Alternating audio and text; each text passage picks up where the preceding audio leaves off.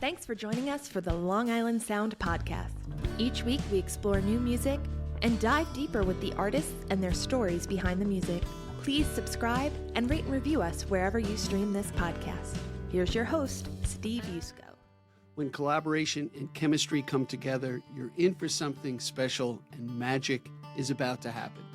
Throw the music of Gene Clark, one of the originators of the Byrds, together with Pete Mancini and Bill Herman from Paradiddle Records, and it's really going to be something special. I had to throw on the sunglasses because things were so bright and wild in this episode. You're really going to enjoy it. There's so much to talk about. There's a new album out called Silent Troubadour with Pete Mancini and Rich Lanahan. There's a show coming up on November 16th and the release of the album on the 17th. To give you a taste of the music, let's listen to Gypsy Rider.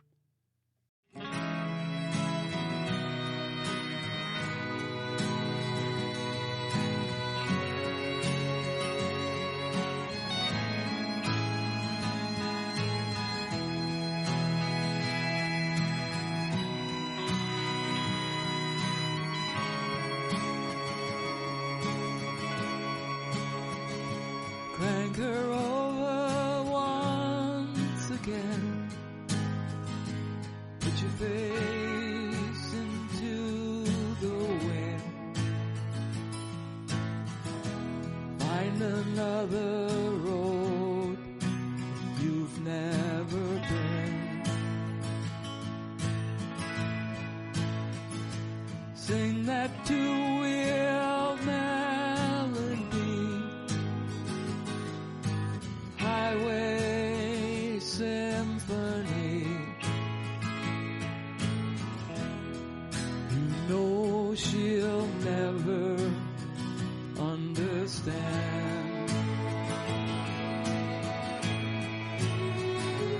Gypsy rider, sing the two-wheel symphony. You know there's nothing to explain.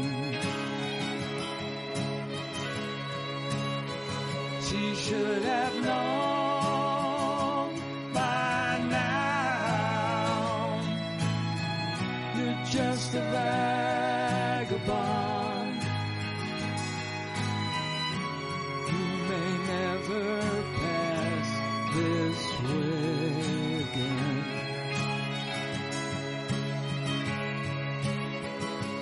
All the writings on the wall, the paper all must fall. You're only as good as your word remains. You can take it out if you decide to follow through. Just take what you've earned, leave what remains. Gypsy rider, sing the two-wheel symphony. You know there's nothing to explain.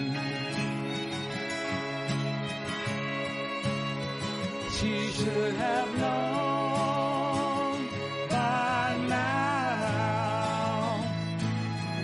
You're just a vagabond. You may never pass this way again.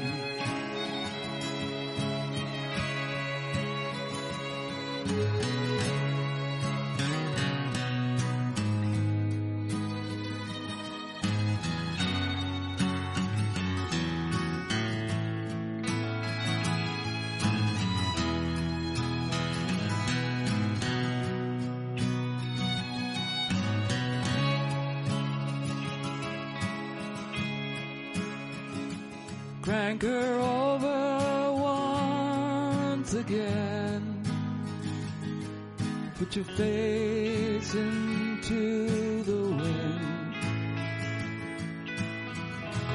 Find another road you've never been.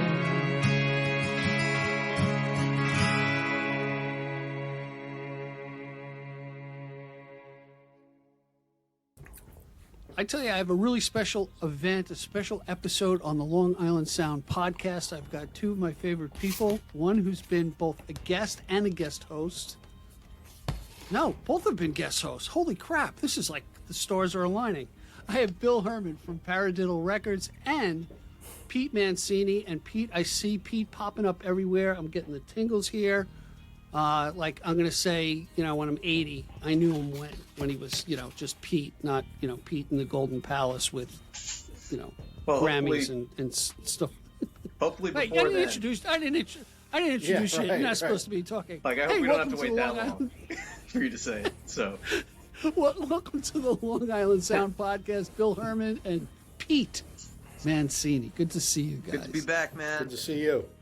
Yeah. So today's episode is a special episode because in my shiny little hands right here, we have a new album that is coming out on November 17th, if I'm right. Correct. That's right. Right. Called Silent Troubadour. And it's kind of in the genre of what Bill Herman does in Troubadour Records, where they take an artist and they usually have other people cover their songs and interpret them in their way. And we're really blessed to have Pete Mancini and another guy who's not here, Rich Lanahan, who joined together on this CD to cover Gene Clark, who is the original maker or guy who started the Byrds, right? One of them. One of the founding members and the principal songwriter when they first started out. Yeah, for the first two records. All right, so bring me into the inner sanctum of Troubadour Records between Bill Herman, Rich, and Pete. And how do you guys come up with these ideas, and how did you settle on Gene Clark? Bill, you want to start? Sure. I was out, I think I went out one night to see these guys play, and they did a couple Bird songs, and I always had in the back of my mind that it would be a great band to cover, and I said, why don't you guys come over, we'll record some Bird songs, because these guys singing together, the harmonies, I mean, it's just phenomenal. So they really knock it out of the park with that. So they came over one night, and we rolled tape, and we started recording some songs, and then it kind of evolved. I don't know, Pete, you want to take the story from there? Yeah, sure. It was pretty cool because Bill reminded me that the first session for this album was in 2017. So, Wow. So Bill asked us to come over and record some Byrds tunes in 2017. I think we did 3 or 4 tracks, and they just sat, and we didn't really know what to do with them. And, you know, life gets in the way, pandemic gets in the way, you know, things happened, and, you know, we don't really have to go into that here, but, you know, eventually I started reading this book, Mr. Tambourine Man by John Anderson, and it was just the definitive text on Gene Clark, and it was just a heartbreaking but also inspiring read.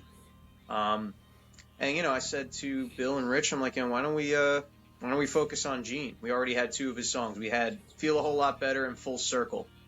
Were in that first batch of tunes we recorded. So we ended up, you know, trying to get back to the studio and finish this album. And what we ended up doing was we did 7 more Gene Clark tunes, and then I ended up writing the title track, which kind of tied the whole thing together. And yeah, that's how we got Silent Troubadour. Yeah, you know what? I looked. I didn't know Gene Clark. I knew the name from the Byrds, but just barely. And I read his story on Wikipedia, and man, what a roller coaster ride of a life. Mm-hmm. A life cut too short. I think he passed away from a few demons at the age of 46. Yeah. But he also, they said basically he had such a unique way of singing and emoting in his music. back with the Byrds and with the other groups that he was with. So it was really interesting. Yeah. Go ahead, Pete. I saw you motioning, Bill. Did you have something to? Yeah, I was just going to say, you talk about his singing. With the Byrds, he was one of the two lead singers along with Roger McGuinn. But during his solo stuff, I think that's really where you could hear him emote and his voice come out, and he really became a singer that really captured you. In the Byrds, he was just part of a group, but solo, he was phenomenal too. So. Yeah. Yeah. He go ahead, Pete. His his first few solo records with Dillard and Clark, and those albums are very early of what we now call Americana. He was one of the architects of what we now call Americana, and everyone I love Graham Parsons. Sweetheart of the Rodeo, legendary album. The Graham records are some of my favorites of all time, but Gene doesn't really get enough credit.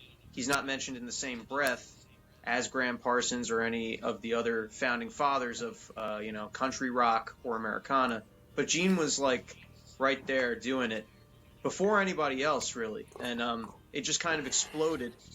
And now everyone's kind of hopping on the train that Gene set in motion. Gene and Graham and the Byrds and all those bands. What they did is now we're seeing the influence today.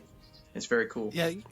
It's kind of interesting. He's almost a casualty of the celebrities or the guys who became celebrities, the David Crosbys and Roger McGuinn. These names kind of just roll off the tongue, and he's in the shadow. He's almost like the George Harrison of the Byrds, early on, at least for a guy who doesn't know much about music. That's the way I viewed it. So what I love about what you guys have done, and you did this with the Hank Williams CD, which is in my car, and I play it on trips. And I just like, for the audience, there's another album out. Pete's on it. Pete's on the opening track called Hank Williams Uncovered. I love that, and that really just got me enamored with Paradiddle Records and what you guys do and how you reimagine through your voice and your art great music. And it's a real treat. But what it really does for me, it helps me discover the art and the genius of the songwriter, like Gene Clark, and that's what I love about what you guys do. But I got to ask you this, Pete. Sure. How did you connect with Rich Lanahan and started doing some of the Bird stuff? Because you're a hard guy to follow as far as projects. You're with the Hillsman, you're here, you're there. So just give me a little synopsis of how that came together. Yeah, sure. I met Rich through NERMA, which is New York Roots Music Association, and my buddy Russ Seeger, he introduced me to Rich, and he's like, this is a guy that you need to know. And then he walked away, and that's when I met Rich. And I was like, look at this. That's how Russ rolls. Yes. That's yeah, Russ. Rich has this mustache, and he's got the jean jacket, and it was like, yeah, he's a great telly player. And I quickly learned that we liked all the same records. I mean, we're talking the alt country movement, anything vaguely Americana. Rich is into it, and our record collections basically mirror each other's. We liked all the same guitar players. We liked all the same songwriters. And we started doing these duo gigs together. And what's really cool about gigging with Rich is we don't have a set list. We don't have rehearsals. We just set up and we just play for 3 hours or whatever the gig is. And it's not even like we exchange words. It's just he starts playing a song. I just start playing along with him and singing with him. And that wow. kind of chemistry, I think it's just because we listen to all the same stuff. And it's a really cool thing. So I'm really, really happy that I got to, that Bill asked me and Rich to come in because we got to document some of that chemistry.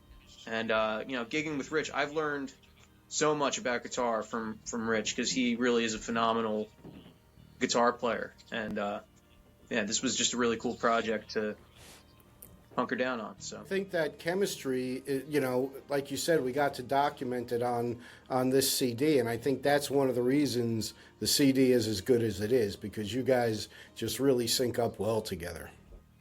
Nice. Yeah. Now talking about that, you've got a show coming up at my father's place, right? That you're going to recreate. I think you're going to do the whole album, right?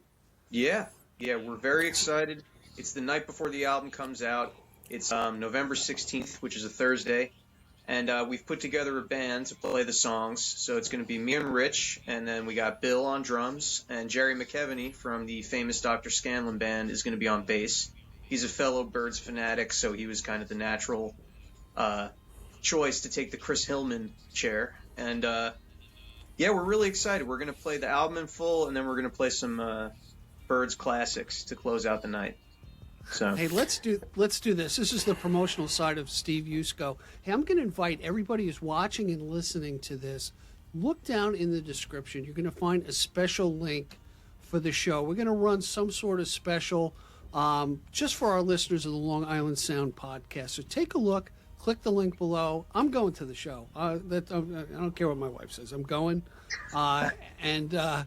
Because one, I enjoy both you gentlemen. Pete, I got to see you play live. You played in Bayshore with us, and it was just kind of something special. But you know what I'm interested in now is when you tell me that there's chemistry between you and Rich, okay, and it's great that you captured it on, digitally, but that chemistry lives on in a live performance, and that's something to behold.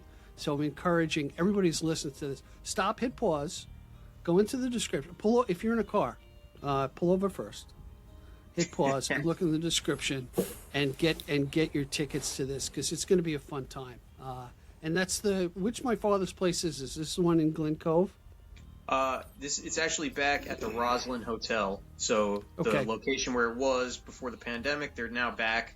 It's called the Roslyn Cellar, and we're just looking forward to playing in that room again because it's a great space for music. So, yeah, right in Nassau County and easily accessible. And anyway, I'm sorry being pitchman here, but pitch away. I'm going to spend the next 25 minutes. Come to the show. But I can testify as a fan of Pete Mancini that you're going to experience something very, very special. And besides the chemistry that I'm looking forward to between you and Rich, Pete, you really have a great chemistry with the audience. You have nice little light banter and conversation. And as I said to you before, it's like you inviting us into your living room, to experience that your art. So I thank you for what you do. Yeah, I can guarantee general merriment and excitement beyond your wildest dreams if you come to the show out there in podcast land. So that used to be a promise I made to my wife early on when we got married. But let's not talk about that. We should also mention that Jerry McKeveny is part of Gathering Time. So if you're a fan of that band, which is a terrific band, great band. Come on out because we're going to have those kind of harmonies going on down at my father's place. All right, Bill, I want you to give me, obviously we know who Pete is. Tell me a little bit about Rich, and you play the drums on the album as well. I'm going to show it again. Silent Troubadour, out on November 17th, and November 16th is the special show that we've been talking about. But tell us about who's on this and what they do. All right, well, of course, Pete and Rich, me playing drums kind of just happened. There was a couple tracks I said, these might sound good with some drums and bass. Pete lays down some bass, I laid down drums, and it expanded a little bit from there. Wait a second. Tell the truth. The drummer didn't show up, and you had to fill in, right? No. The drummer wanted too much money, and I play. I'm cheap, so that's what happened. No, really, it was just these tracks were sitting around for so long, and when we finally started moving on them, I was like, oh, this is good, and originally really was going to be completely acoustic, and it sounded great acoustic. But then we put a tambourine on a track. We're like, oh, all right, that's cool, makes sense because Gene Clark was the tambourine player. But then I thought there was one song that we could kick up a little, and so I mean I don't play on every track, so we still have a lot of that acoustic feel throughout the record, so that's cool. But Rich is the one who got the Mastersons involved. He sent a couple. How many tracks are they on, Pete? 3? I believe they're on 4. 4. So he sent them 4 of his tracks and said, I'd love for you guys to be on this. And they added some violins, some harmonies. What was it? What else were the other instruments that they added? Yeah, the pedal steel too. Some I think. pedal steel. Yeah. Yeah. What's really cool? The Mastersons, they were part of Steve Earle's band, Steve Earle and the Dukes, for a number of years. And I got to meet them. Rich introduced me to them, and they're just phenomenal musicians. Like Eleanor Whitmore, she did the string arrangement on Gypsy Rider. She played fiddle on the title track, Silent Troubadour. And Chris Masterson, he played pedal steel on the, what was the track? Hear the Wind. Was it? Took me a Hear the Wind. That's right. That's the third track, Hear the Wind. Yes. Yeah. Right, That's cool. right. Nice. So it really filled out those songs, and it's a great touch. They're a wonderful contribution by them. Elevated the whole thing. Yep. Now, what I find interesting about these collaborations, right? Especially when you're an artist and you're gigging out, Pete, right? You're doing your thing, and you hear about so and so, or somebody says, "Oh, you should connect with him," but never the tween always meets. But finding these opportunities at Paradiddle Records sounds really, really kind of cool, where you can kind of expand your network of fine artists. So let's do this. I just want to take a quick break. And when we come back from the break, I want to talk about the song our audience heard, Gypsy Rider, and you guys give me some background on how that was developed and tweaked to make it on the album. Hey, everybody, stick with us. We're with Pete Mancini and Bill Herman from Paradiddle Records, and we're talking about Silent Troubadour, the songs of Gene Clark with Pete Mancini and Rich. What's Rich? Rich Lanahan. There he is. Anyway, I got it together, really. We'll be right back after the break. Hang with us, everybody. A lot more to come. Are you ready for the ultimate podcasting adventure? The Long Island Sound podcast offers you not one, but 2 ways to engage with our captivating content.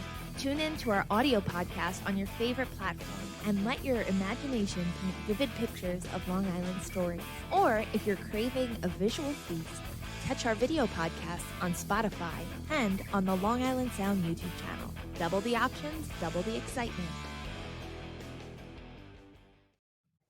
Hey everyone, we are back and we are talking about, I feel like I'm on the late night TV, Silent Troubadour, songs of Gene Clark with Pete Mancini and Rich Lanahan, produced also by Bill Herman from Paradiddle Records. Before the break, we talked about the song Gypsy Rider from Gene Clark that our audience heard. So tell me how that came about, and I'm curious, is it just like the way Gene Clark did it, or what's the differences, if any? Well, that was one of the tracks that we cut after we had decided we were going to do a Gene Clark album. So we kind of had this renewed focus, and we came in, and I actually didn't really use Gypsy Rider as a reference. Rich just brought his songs to the table, and I kind of just strummed along and kind of grounded what he was doing. And, we sang some harmonies, and that was where one of the tracks where Eleanor Whitmore comes in with the string arrangement, and she ended up playing several violin tracks, and I think she did a cello, which is actually a mellotron sample, and she just came up with this beautiful... Wait. You're talking to a knucklehead. What's a mellotron sample? So a mellotron is like a 60s organ. They were very rare, kind of like a parlor instrument that you could get like orchestral sounds in your house. So when you would hit a key, a reel of tape would play, and then it would play out. So the best, probably most well-known example of a mellotron is Strawberry Fields Forever. That instrument in the beginning, that's a mellotron, like a classic mellotron sound. Yeah, I saw a video where Paul McCartney is explaining it, where he hits a key and it rewinds the tape and goes. through it. And he goes, yeah, oh, this is still loaded up. Yeah, like it's still loaded up from, the 60s. Sure, Paul. Right. Blow the dust off it. Yeah, it's called the setup. Yeah.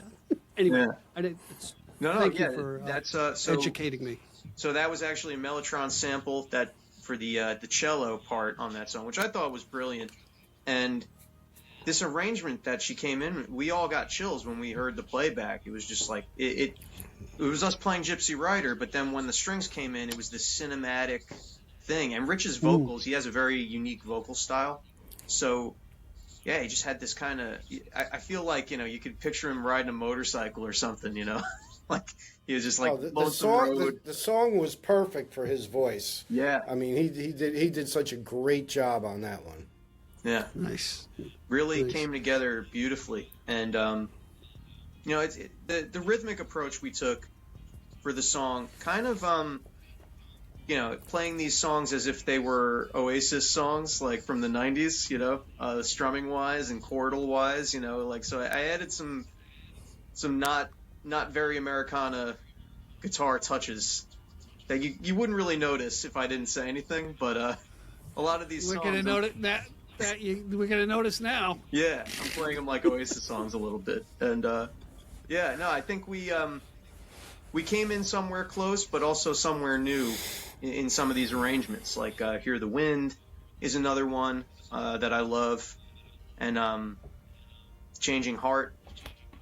There's so many beautiful songs. We only did 9. We could easily do another volume of this record and not touch any of the same ground. He really had that many great songs. So that's nice.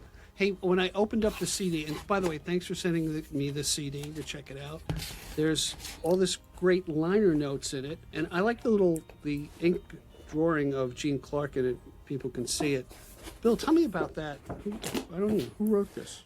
Well, the liner notes were written by Steve Matteo, who is an author, a Long Island author who does a lot of writing about rock and roll.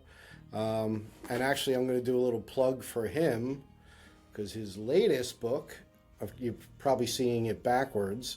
But it's good. Okay. Yep. Act Naturally. So this is about the Beatles on film, and he just came out with this a couple months ago, and he's been promoting that.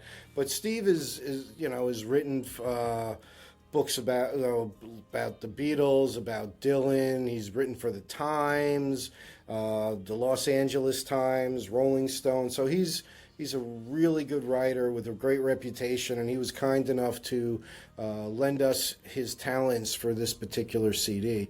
I think it's partly because he's a Gene Clark fan too. So, nice. Some great liner notes. Yeah, it's nice that you have that. I'm thinking about when I used to buy albums, buy vinyl.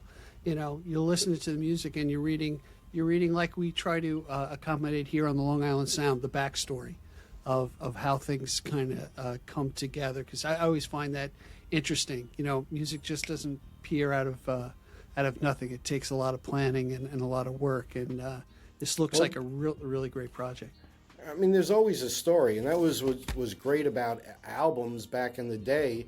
And today, I'm glad they've come back because there's so much more information you can get on an album, and it makes the listening experience that much more enjoyable. The more you know about the music, sometimes it's good to listen to a record without knowing anything. But then the second time through, you want to learn everything you can if you like the record. Who wrote this? Who produced it? Why did they write it? And a lot of that can come through on some great liner notes. Mm-hmm. Yeah, and reading about it, it almost to me perks my ear up to, oh yeah, that's Pete singing harmony behind that. As you're reading who's on a particular track, and the fact that you're pointing out how the strings came in, that's pretty amazing. It's almost reminds me when I've seen these videos where they go back into the studio and they deconstruct a song, by bringing in the different levels. Oh, this is where so-and-so did this unique thing, and it really added to the whole fulfillment of the song that we hear today. Is kind of cool. So, Pete, big question. Sure. How'd you sneak one of your own songs into this? Well, I had just finished that book. And, as I said, it's a real heartbreaking story. And I was just kind of several things stuck with me. One was how Gene, when he wrote, people described that he would just kind of go to another place and just channel, and he would just get out a pen and just like, he would go into some kind of state and just channel the song, and then like, you know, he wasn't really editing. He would come out on the page and he would just do it. And I was like, wow, you know, it sounds like he was really plugged into something. And there's a lot of great stories too. It's not just a heartbreaking read, but there's one story that I loved where he was playing the Troubadour, and it was like a big comeback show for Gene Clark, and you know, everyone's there. Dylan's there, Joan Baez is there, and you know, everyone's in the crowd waiting to see Gene.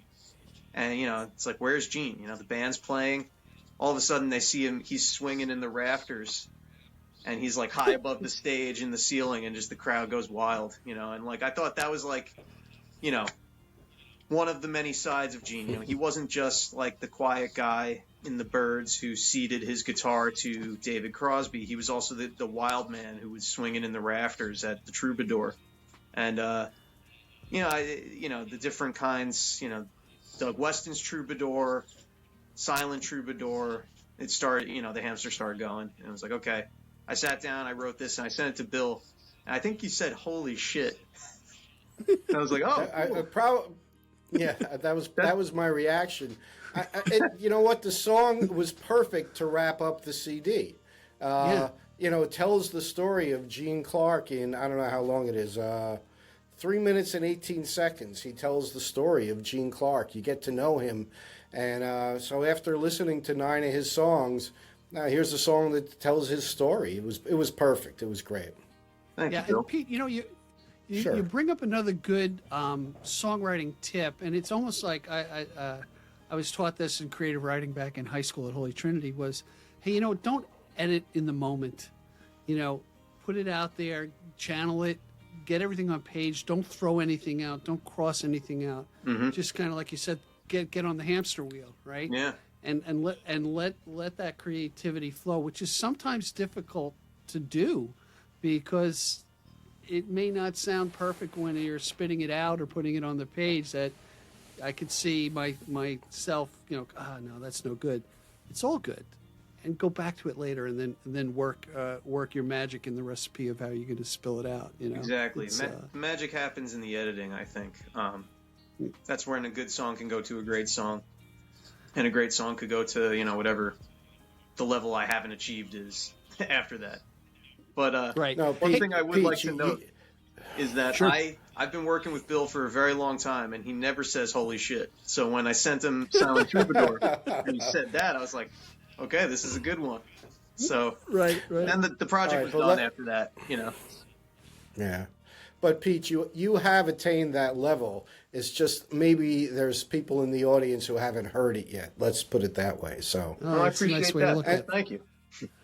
And, Well, you know, so this is a song he wrote about Gene Clark, but on one of his records, I think it was Foothill Freeway, he recorded a song. It wasn't written by him. It was written by Russ Seeger and Gary Grant. Gary Grant, called Sweethearts of the Rodeo, and that was a song about the Byrds. So Pete, you know, is obviously a huge fan of the Byrds. He's willing to sing about them and record, you know, so... And actually, if you come to my father's place, and I'm sure you're all going to be buying tickets right after this podcast, I think you might get to hear Sweethearts of the Rodeo. Is that true? Yeah. Is that true, Pete? I believe All right. so. Yeah, that was a real cool thing, and that was an obvious template for Silent Troubadour. So, you know, Russ and Gary, if you guys are listening, thank you for letting me record that one, because that was the mission statement for my first solo record. So, and it inspired this. Nice. So, Hey, now that you guys have whet the appetite for the audience and prepared their ears, why don't we let them listen to Silent Troubadour, and we'll be right back after you check out this song. Hang with us, everybody.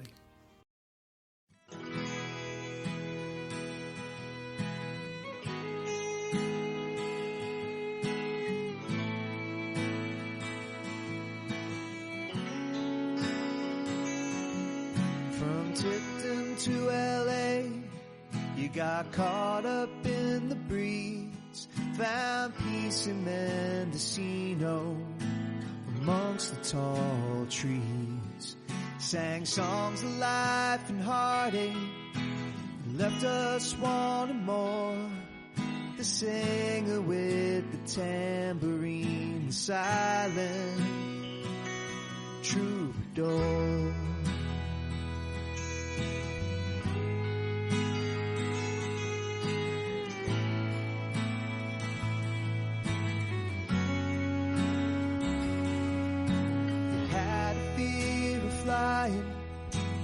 Too close to the sun, you plugged right into something called lightning on the run.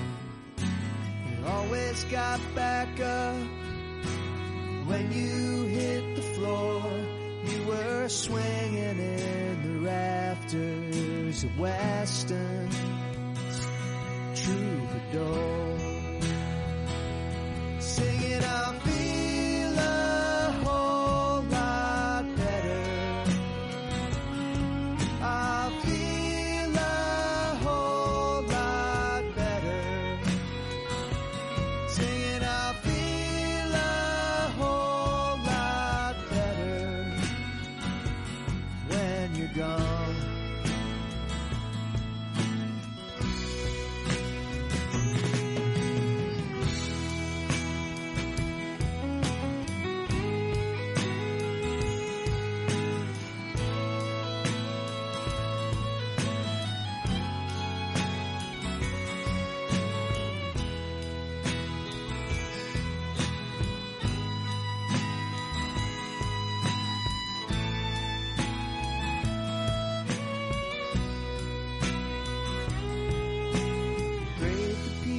And valleys for as long as you could stand. You never pulled your punches when things didn't go as planned. Your songs live in the hearts and minds of those who know the score. They're still ringing in the rafters at Weston's Troubadour.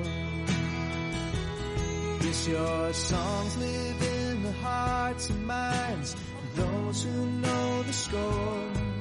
The singer with the tambourine, the silent troubadour.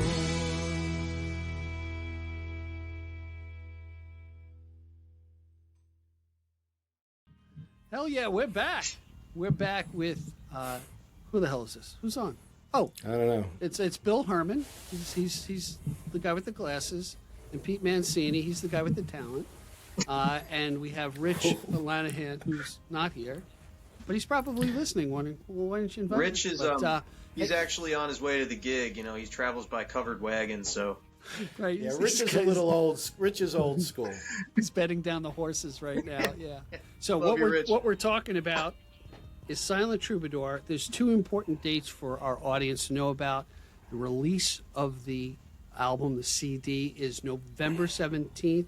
You're hearing this probably right before the 17th, and definitely before the 17th, because we want you to come to the show at my father's place. It's called, what's it called now, Pete? It's called My Father's Place at the Roslyn Cellar, which is located at the Roslyn Hotel. Roslyn Cellar at the hotel. And you go to Epi Presents on the website. Right? Isn't that the website, Pete? Epi Presents, but you can get tickets at PeteMancini.com/shows. So that's... Yeah, so I'm going to have all those links right down here, and we're going to run a special contest. And just keep your eyes peeled on the Long Island Sound podcast on our YouTube channel and our Instagram. We're going to have a special offer for our listeners. We're going to keep that a mystery, because we are still figuring it out. No. But it's gonna be a great show. I promise you, no one is going to be disappointed whatsoever. And that's going to be on November 16th at the Roslyn Hotel. And Epi will be there, right? Epi's going to be there.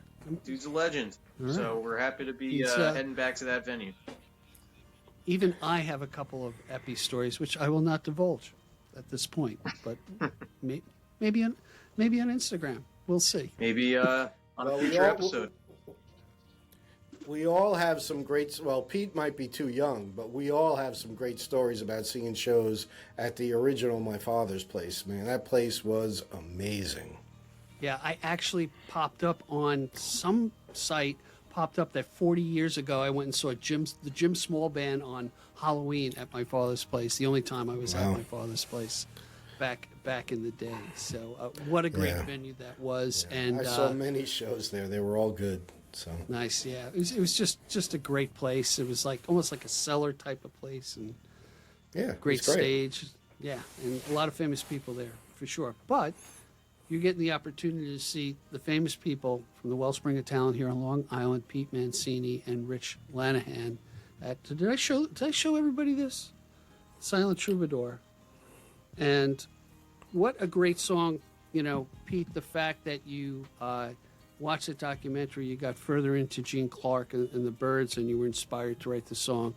I'm going to listen to that song again because I really want to pick it apart and see your influences and how you talk about things. So it's exciting stuff. What else we got? Well, Pete, what else you got going on? I mean, you're busy. Oh, I know what I wanted to ask you. I just saw something on social media that you were like down south or something recording. I go, what the hell is this? Yeah, what's he doing down south? I was back at Dialback Sound in Water Valley, Mississippi, working on album number 4. So that is hopefully coming soon, and probably next year it'll be out. So stay tuned for that. But what drew you to that recording studio? And if you can't talk about it, maybe no, it's all good. I did my last record there with Matt Patton from Drive By Truckers and Bronson 2 producing, and this one Matt Patton is producing again, and yeah, we had a great time. 10 new songs. It's probably the most rocking album I've ever made. So I'm very excited to finish it and get it out there. So I'll be making a big stink about it when it's out. So we'll definitely have to chat again once things are. Bring your stink right back to the Long Island Sound podcast. Exactly. We'll stink it up. we'll stink it up real good. Hey, you know what? I was just thinking through my mind, and I hope the audience gets to experience this. Our whole soul goal at the Long Island Sound podcast is music discovery. I'm discovering, I'm an old bastard, but I'm discovering guys like Pete and Bill and Nirma and these sub-communities that are on Long Island that have, and I say wellspring of talent, and I mean it's a wellspring of talent, because when you see these musicians and artists live, it's giving me the chills right now. It's just a great time, and there's a great thirst, at least for me, when Debbie and I are going out, or, hey, what's coming up in the next couple of weeks? First thing my wife asks me, where's their live music playing? And who do you know? And let's go see them, and let's go support them, because the only way musicians can really make it is by us going out and seeing live music. And I want to thank people like Epi, who promote original artists out there, and Blue Point Brewery, and Katie's of Smithtown, and a number of places who still support original music, and they're few and far between. And I'm talking to the venue operators out there. Give these guys a chance. You're going to build a community of people around them at your venue. It's just, I don't know. It's just, that's my experience. So, right on, man. Hey, guys. Yeah, amen to that, right? And back to my preaching. How do you like that? It's just preaching music. There you go, which is a lot easier than other stuff. Hey, guys, it was so great to have you on the Long Island Sound podcast. You guys know you're always welcome here. Anyway, so before we wrap up, Silent Troubadour, the songs of Gene Clark with Pete Mancini and Rich Lanahan, Paradiddle Records, November 17th show. November 16th. Get your tickets. Look down below. That's where you're going to find the links and the special link for the listeners of the Long Island Sound podcast. Guys, thanks for being here. What a pleasure. Awesome. Thanks for having us. This was a lot of fun. All right. As always. All right. We'll see you next time. Be well, everybody. Thank you for joining us today. I appreciate the time you spent with us. Please subscribe and comment, and visit us at gigdestiny.com. Till next time, Be generous with your joy, keep your spirits high, and let the music take you on a journey. Be well. Peace.